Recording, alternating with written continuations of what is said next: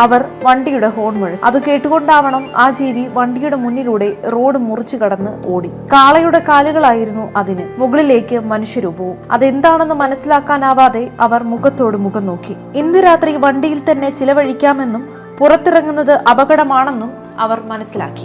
ഒരു മനുഷ്യന് ഇങ്ങനത്തെ കാലുകൾ അവർ ആദ്യമായാണ് കാണുന്നത്. അബു ഗ്ലാസ് താഴ്ത്തി പുറത്തേക്ക് തലയിട്ട് നോക്കി. ഒരിക്കൽ കൂടി വണ്ടി സ്റ്റാർട്ടാക്കാൻ ഒരു ശ്രമം നടത്തിയെങ്കിലും കഴിഞ്ഞില്ല. പെട്ടെന്ന് എതിരെ ഒരു മിനി ലോറി പാഞ്ഞു വന്നു. അടുത്തായി വന്ന് ഹോൺ അടിച്ചു വന്നു നിന്നു. ഈ സമയത്ത് നിങ്ങൾ എന്താ ഇവിടെ കാണിക്കുന്നത്? വണ്ടി എടുത്തോണ്ട് പോയിക്കോ വേഗം, ഈ സ്ഥലം അത്ര ശരിയല്ല. ആ ഡ്രൈവറുടെ മുഖത്ത് ഭയം നിഴലിച്ചിരുന്നു. അത്രയും പറഞ്ഞ് അവരെന്തെങ്കിലും പറയും മുന്നേ അയാൾ വണ്ടിയുമായി പാഞ്ഞുപോയി.